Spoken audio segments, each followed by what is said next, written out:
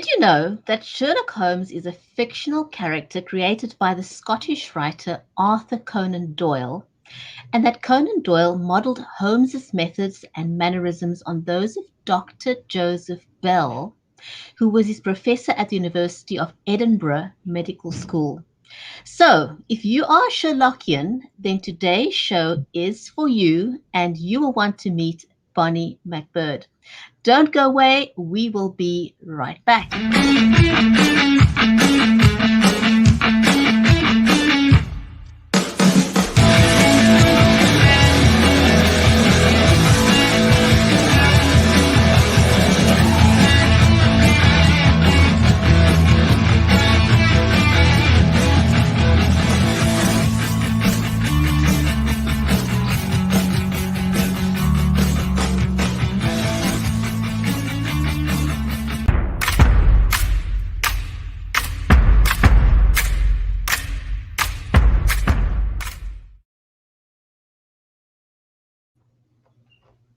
If you're just joining us, welcome to the Writers' Corner live show. I'm your host, Brigitte Mbanda from Cape Town in South Africa. Our stream today is made possible by StreamYard, Creative Edge, and BeLive Media. And a special warm welcome to our viewers on Amazon Live, on Twitter, on Facebook, on YouTube, and last but not least, on LinkedIn. And a special shout out to Linda Sunshine West, who's joined us. This is an audience-centric show. We are monitoring the comments, and so please feel free to say hello, to drop a question for our amazing author for today. So today we're going to be talking to Bonnie MacBird, who is the author of the Sherlock Holmes Adventure Series for HarperCollins. A shout out also to Anita Sonia, who's joining us on Facebook, as well as Lillian Muller. Great to have you ladies join us. But before that, I want to also say a warm welcome to my friend and co-host, Mary Elizabeth Jackson. Mary is a special needs and disabilities advocate and the award-winning author of the Children's Poolicious book series. Mary writes empowering books for children and also for the special needs community. She's in Nashville in the USA. I'm in Cape Town in South Africa. So it'd be great to know where you are all joining us from. And with that, a hearty warm welcome. Mary, great to have you join us today. Hi, I'm so excited to be here. And we are global today because our author is in England. So we're just all over the place coming together and celebrating writing and great books. And I love your word, Sherlockian. So I did you make that up, or is that a real word? No, I cannot take the credit for that. I stole that word from Bonnie. Okay, I love it. I love it. I love it. And I'm a huge Sherlock fan, and we're big fans of Bonnie. So we're so excited to have her back on today and to talk about her new book. Yes, absolutely. So for those of you, and I don't think there's many, I think there's very few people who don't know Sherlock Holmes. I know. So I know, right? It's like we grew up with Sherlock Holmes. It's everyone knows who Sherlock Holmes is and have at least read one of the books. Or seen a movie or something. Or seen a movie. I know. So I feel very honored that we have such a very, very, very, very special guest with us in the studio today. Yes. But just in case there is anyone who doesn't know who Bonnie MacBird is, she's the author of the Sherlock Holmes Adventure Series for HarperCollins. She tells us that she fell in love with Holmes when she was just 10 years old. Oh my goodness, it's been a long love affair with Sherlock Holmes. Absolutely. It's a great age to fall in love with something like that. So she has a very creative mind. Very, very, very seasoned. Yes. She's Californian by birth, but now lives in London. She has 30 years experience as a screenwriter, a story executive, and filmmaker in Hollywood. And Bonnie has 2 Emmys to her name. Wow, absolutely wow. Yes, very hard work that has paid off, and very much what other authors would love to do. So they probably would love to pick her brain at some point. How did you get there? What's your formula? Absolutely. So Bonnie is known for her well-constructed novels with an authentic voice, rich characterizations, fast pace and humor, and she pleases Sherlockians of all ages. So without wasting any more time, let's give a hearty warm welcome to our guest today, Bonnie MacBird.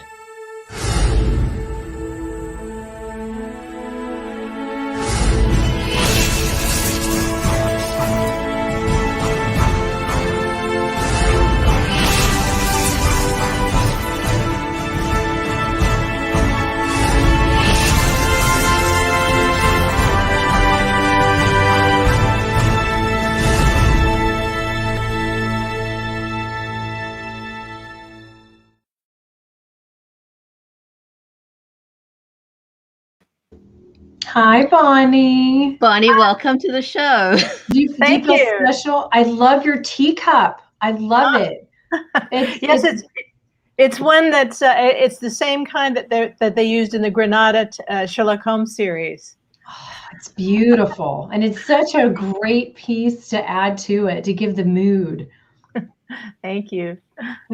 I'm a teacup lover, and I've got a whole collection of special tea mugs that no one else in my home is allowed to use.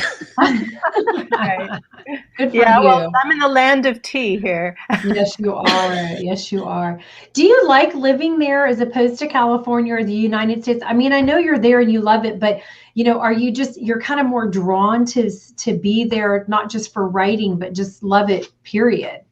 Yeah, I started coming over here to research and get in the frame of mind, and also specifically to do some research at the British Library. And I just found myself more and more drawn to the culture here. And I started spending more and more time, and my husband's like, "You're spending a lot of time there." So he started to come over with me, and we took a flat here. And I have to say, we both love being in London. Wow, that is amazing. I've never lived right in a city before. I've always been in the suburbs. That's typical. All of California is a suburb, pretty much, with a few exceptions. And so, living in the heart of a big city is quite an adventure. And we love the theater and the concerts, the parks, but the culture here is very appealing to me. Nice. And what has lockdown been like there for you? Well, just in this room. The room you see, I wrote the entire last book sitting in this room. Wow. So you wrote all through the pandemic, or did you start before the pandemic? I had just started right before, and fortunately I was able to visit Cambridge because I usually do a lot of location work for wherever I'm setting the stories. And I did make it to Cambridge right before lockdown. Thank goodness. I was planning to go back, but then we locked down, and I wrote pretty much the entire book just sitting in this room. That's a famous room. It's going to be worth money someday. But, it's fortunately, a lot of my writer friends felt fine during the pandemic in terms of just, you're sort of enforced to stay at home. And so, got a lot of work done. Other writers felt very distracted and upset and couldn't write. But I was one of the lucky ones. And for me, it was not a problem. And I just, in fact, if anything, it gave me more hours. Right. Absolutely. And what was it like in terms of, finding the inspiration to write just being in one room? Did that affect you? That's a really good question, Brigitte, because when I'm writing, I'm not in this room. Right. Yeah. So you couldn't travel and go see these places. I'm not in this room at all. I am totally wherever I'm setting the thing, and my head is there. So I could be sitting in a coffee shop or the library or the British Library or the library in Santa Monica or anywhere, and I'm in this book. I'm just not in the room that I'm in. So It actually doesn't matter. All I really need is time and a certain amount of quiet. And I'm not here. So I guess, I come up for air, of course, but that's a book or a movie right there, Bonnie. Isn't it? Yeah, but I think most writers do that. I mean, you have to immerse because if you're gonna put something on the page that carries the reader somewhere, you have to be carried there too, really. And it does require focus. You can't really have a lot of. I mean, sometimes there are things you can write and have a lot of distractions going on. I mean, I have a very full house going on with children of different ages. Yeah. So I've had to learn to write with the TV on, the music, the children, sitting in a car at a rehearsal or practice or a car rider line. But there are times I have to come up to my office and I have to shut it all out. Otherwise I can't focus. You can't get it done as quickly, I don't think either. No, in some ways, the isolation has been actually a blessing for getting the writing done. So it certainly hasn't been harmful in that sense. The only thing I really missed, I did plan to go back to Cambridge and do a little more on-site research. Also, I usually spend a fair amount of time in the British Library and also the Wellcome Library. That's the health-oriented library because, of course, John Watson is a doctor, so there's always some medical stuff in my books. But I couldn't go to those; they were closed, so I just had to do my research online and by contacting experts via email.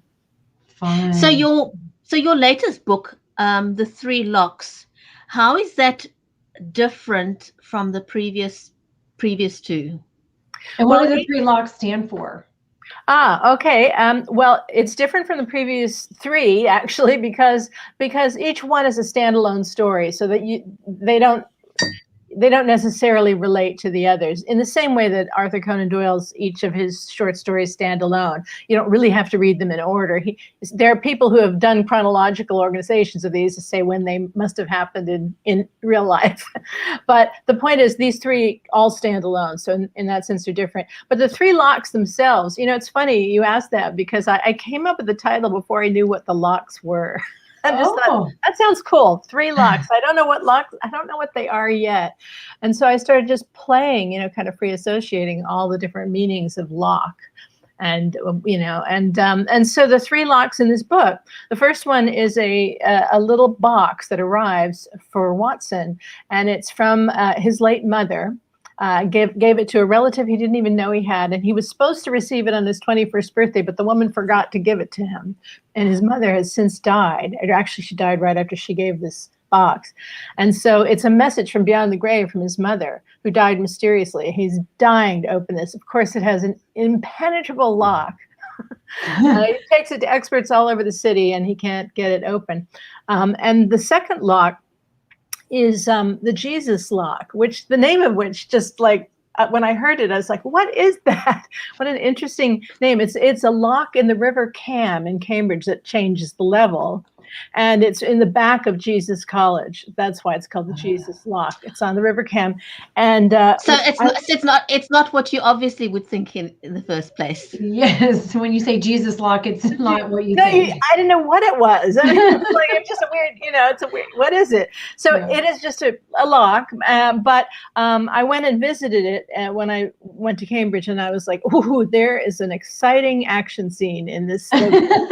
Because when I saw how it worked and how dangerous the water is and so forth, if you happened to be swimming when they were changing levels, which you definitely don't want to be doing.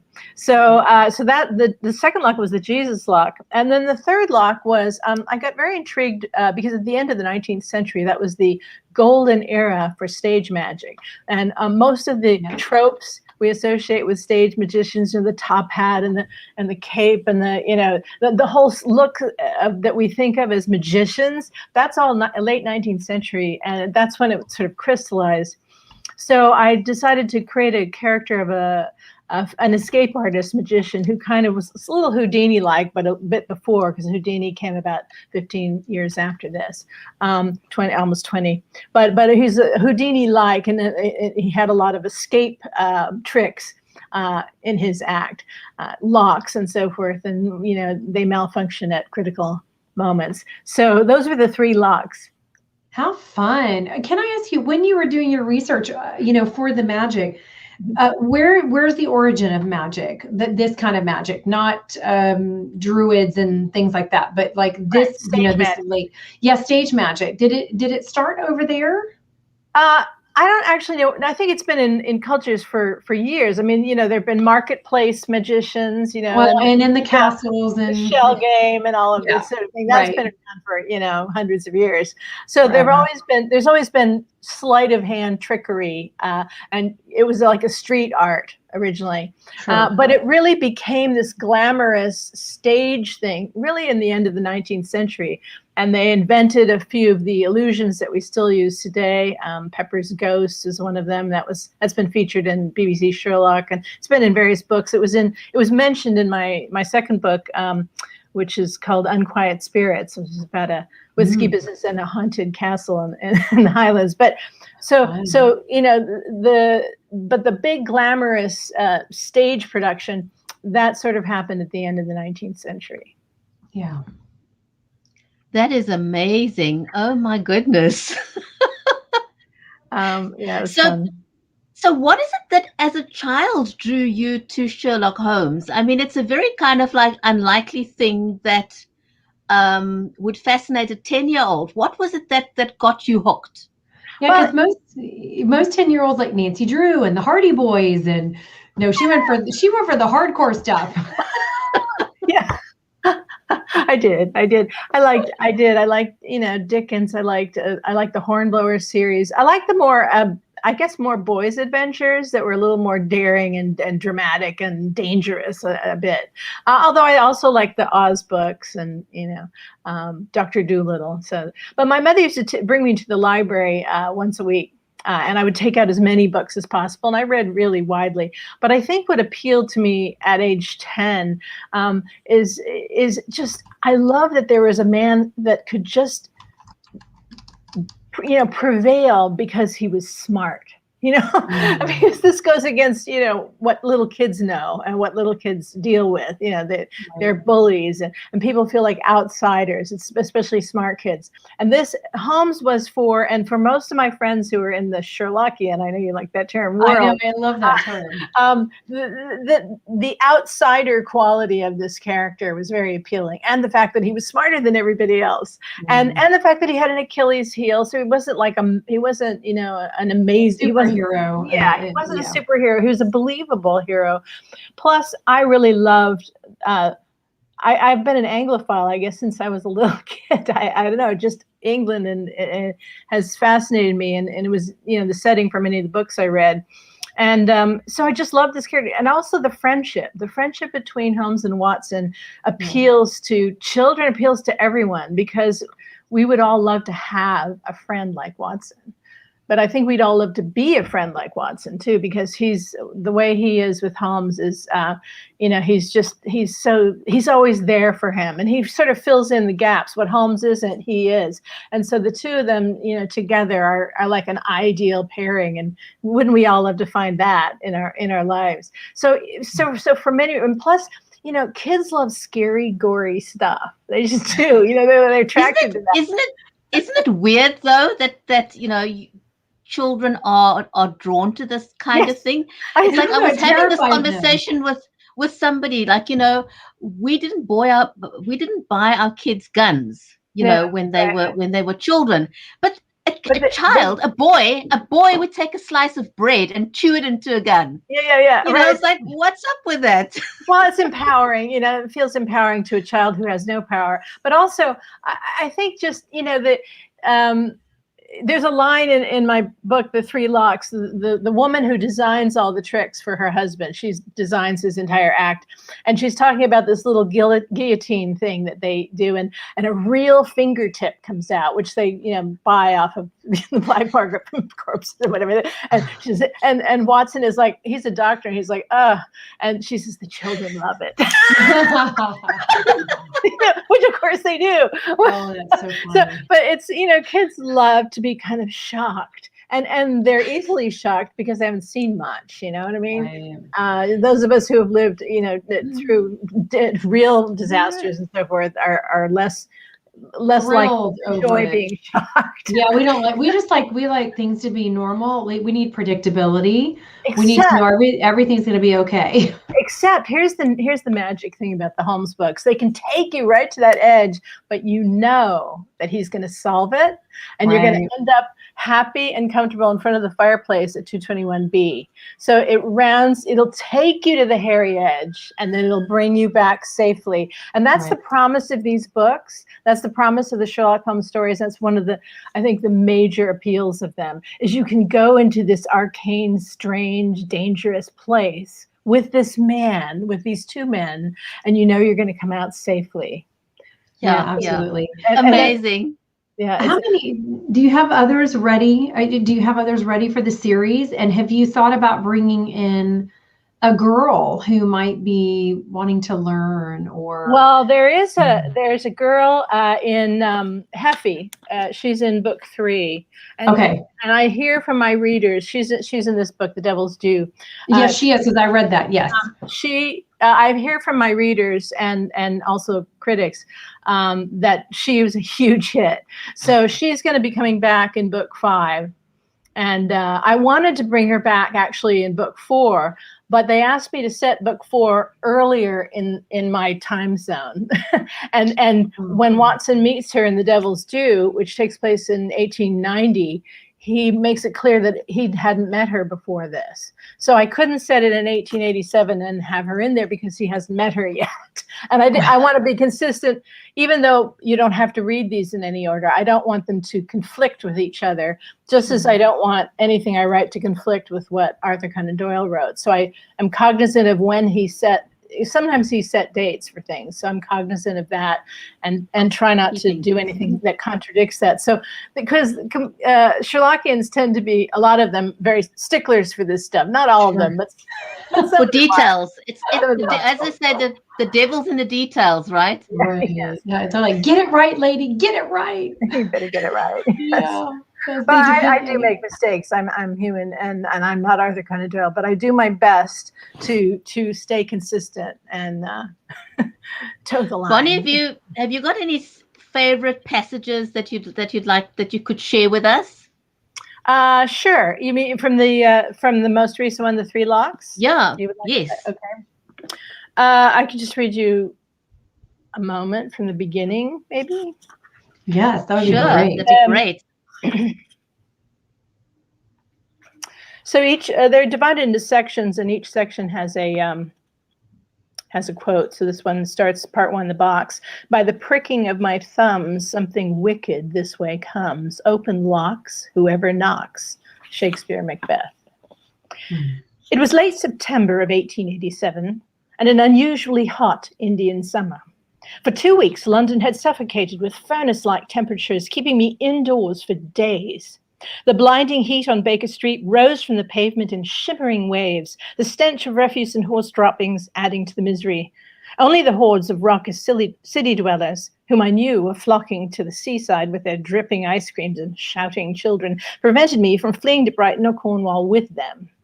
My name is Dr. John Watson, and at age 35, I was 6 years into sharing both rooms and many adventures with my friend, the remarkable consulting detective, Mr. Sherlock Holmes.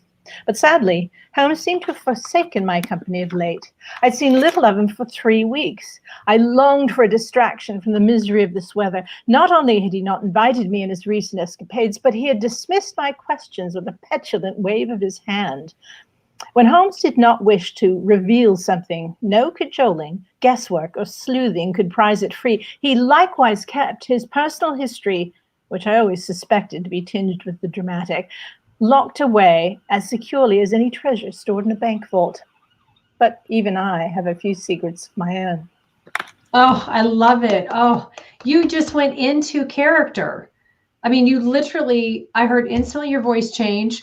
You went into character, and how wonderful for reading that to people. Have you done has the audiobook been done on the books? Yeah, the audiobooks are done by British gentlemen who I love, and so I've been very pleased with that. I record the prologues, which are in my own voice, which is a little bit about how I, in the Sherlockian world, there's something called playing the game, in which we pretend or believe that Holmes was a real person. And so playing the game, I do write introductions to these books about how I found this manuscript. I love it. I love it. You're writing. I read So that part in the audiobooks, but I actually do. When I'm in LA, I work with an audiobook company, and I have read audiobooks for other people. But I would want. I mean, I want this to be a British man reading. yes, yes. That's who's speaking. Yes, but my point is that well, you bring it to life. You capture. I mean, I'm captured. I'm sure Brigetti was sitting here listening to you and being able to see your face. But there are people who read books when you go to readings and you want to fall asleep, and you're captured immediately. Well, I think some writers, or many writers, are introverts, and it's a separate skill. I mean, I've been an actor, so I think it's just basically that. It's just a separate skill, but it's learnable. In fact, I'm one of the people that helps organize events for the Crime Writers Association in London here, and we're going to have a workshop for readers, because almost everyone is asked to read. I mean, for writers, authors, because almost everyone is asked to read from their book, and it's just a skill. It can be taught. Bonnie, what has it been like to? This is a question we've been asking almost all our authors over the last year. 3 years. What? Well, I mean, I'm specifically now for the last. Right. What has it been like to release a book? A COVID book, if you wish. Someone just said, I've released a COVID book. Yeah. What was that like for you, as opposed to being able to go and do book readings and do public appearances for your books? Well, it was a mixed bag, really. On the one hand, I did a lot more appearances because they were on Zoom, and I spoke to many more groups, and they, people from all over were joining in. So in some ways, I reached more people, and I didn't have to get on a plane. And I have to be honest. Bonus. Yeah, that was nice. So that's good. And I found that the book tours are very grueling for me personally. Getting on a plane every couple of days and going someplace and packing and unpacking and then kind of performance, and then they're very grueling. And so I could reach more people this way. And probably they'll be hybrid from now on, I'm guessing, for everyone. Yeah. But the downside, of course, is that I really miss speaking to people in person, and I have to, I can't, I don't have, can't sign books in person. I have, I don't know, where are they? I should have had one out here, but I have little stickers with a beautiful little Holmesian logo on it that I sign, and I send those. And so certain bookstores have those. And so they can put them in the books and have a signed book. And I signed. That's a lovely idea. I love that, because authors have been wondering what to do.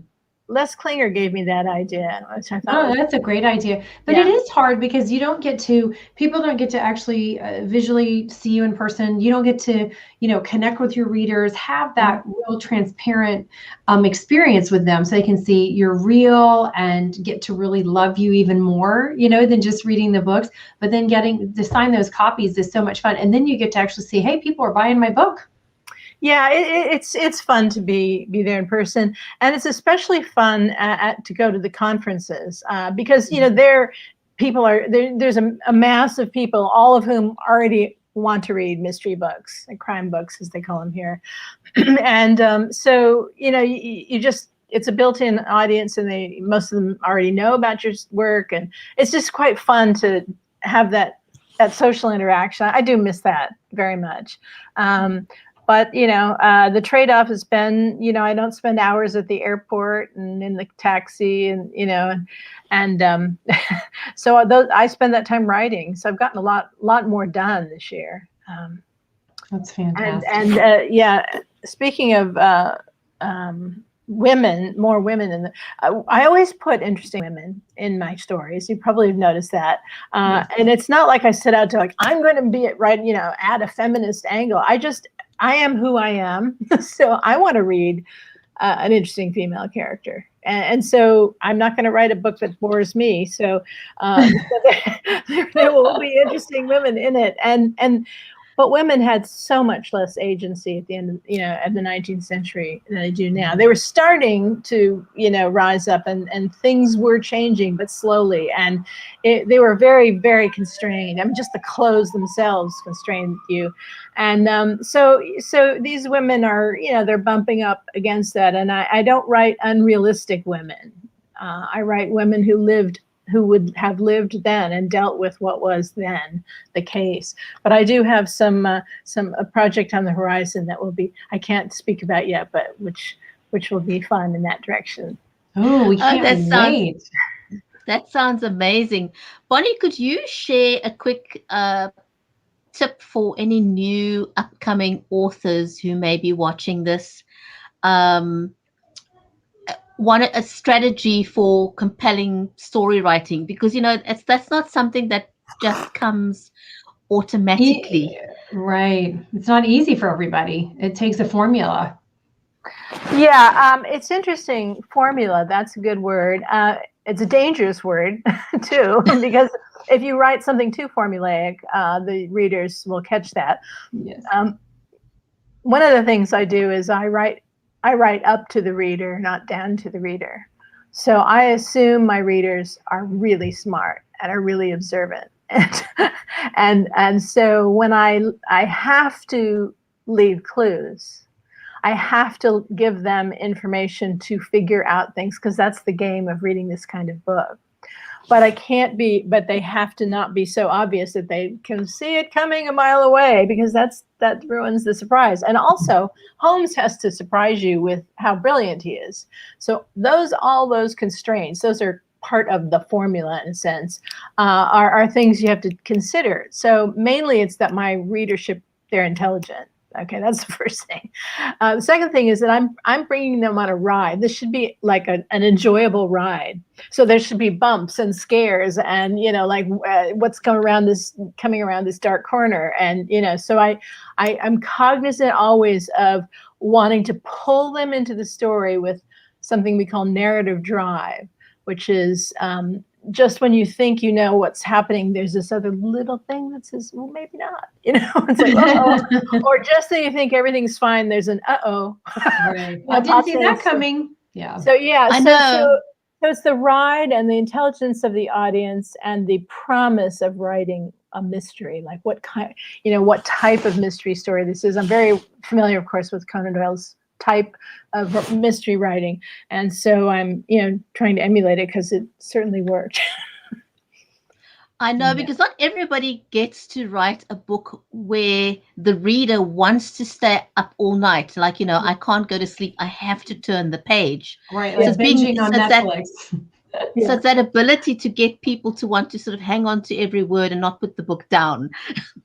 That's a real skill. Yes, it's some combination of laying in the mystery and surprise elements, but it's also a question of pace. Conan Doyle was much pacier than other writers of his genre, of his era. So, in fact, he's called cinematic sometimes, even though the early Holmes books predated cinema. So he wasn't really cinematic. He couldn't have been. But what the reason they describes his work sometimes as being cinematic is that first of all, he did set the scene visually, like really clearly, but really succinctly, whereas others of his era would go on and on about the clouds and and he would just set it, boom, go. and the other reason, a couple of other reasons, but he used more dialogue than other writers of his time. So it's dialogue heavy, and you can see and hear. It's like you're seeing and hearing a movie as you read him. And then his narrative drive, his paciness is just, it's just that's something that's hard to emulate, especially when we try to do the 19th century sound of the language. The typical error is to go very formal and very curly-cued sentences and stuff. And the problem is that Conan Doyle didn't, while he was more formal and used a much wider vocabulary than we typically do now, he wasn't curly-cued and he wasn't self-conscious about it. Bonnie, one of your fans, Frank Connell, is asking if you'll be doing a UK book tour when things return to normal, because Frank says he would love to meet you. Oh, well, I'd be delighted. Well, I'm right here in London, and I usually I actually usually do an appearance at the Westminster Public Library. I did it online this time here in London, and I've also gone up to Scotland, and I've done some stuff up in Edinburgh and Glasgow, and I would have gone to Cambridge for this one because it's set in Cambridge. But yeah, I would love to. I would really love to do more stuff around. Where is he? Where are you? He is in Denigan, North Wales. Oh, okay. I work with an artist in Wales. If you've noticed, all of my books have these beautiful drop caps at the beginning of the chapter, and each drop cap has buried within it a little picture. Let's see if you can see this. Oh yeah. Mm-hmm. That's a picture that pertains to something or someone in the chapter. And that's what the artist did? Gorgeous. Yes, my artist. That's gorgeous. And I work with him. So right about toward the end of the thing where I know where all the chapters, which, all the chapter headings and so forth, when the text is really firming up, then I start working with him, and we do several weeks of work together. Switzerland's here too. Yes. Hi, Lillian. Yes, we've got people from all over the world today, which has been absolutely phenomenal. So thanks to everyone who's joined us today. And Bonnie, thank you. This was absolutely brilliant. It was amazing to have you as our guest on the show. Thank you. So we can't wait to have you back. Oh, yes. Yeah. When you have your big reveal and whatever it is that you're doing, we'd love to have you back on. Thank you. Just one last question, Bonnie. Mm-hmm. Your books have been translated into 17 languages worldwide. Mm-hmm. How did that come about? Not everyone gets to get. Not everyone is. Is that a long story? Do we have to add that into the next interview? It really doesn't have much to do with me. HarperCollins does that. Right. So when they find interest in other countries, etc. So you have to make a deal with that country. So yes, and have it done there. But yeah, that's very exciting to have that. I do want to ask you. So is anyone in the royal family a big fan that you know of? Have they reached out? No, they haven't reached out. They need to send you a new teacup, a royal teacup, right? No, they haven't. No, but I don't know. I mean, I wonder if any of them are Sherlockians. By the way, you asked about that word, Sherlockian, and I certainly didn't make that up. That's been around since the 30s when the big fandom started in the U.S. But here in the UK, they call themselves Holmesians. Oh, wow. Okay. Yeah. I like the other word sounds very, it's cool. I love it. So yeah. But it absolutely is. Yes. Thank you so much for being here. And whoever's watching, go get 3 locks, right? Yep. Thank you very much. Yes. Absolutely. Mary, someone on Amazon saying royal teacup, Yes. Right. And then we'll have to toast. We'll have to do that next time we have in the show. Bonnie, thank you so much. This was amazing. Thank you to everyone who's joined us today. As Tish is the one on Amazon Live that's saying it's a royal teacup. Tish, thanks for joining us. Bonnie, thank you so much, and thank you to everyone who's joined us on Twitter, on Facebook, on LinkedIn, and on Amazon Live. Great to have joined us today. Thank you so much. Until next time, it's goodbye for now. Thank you.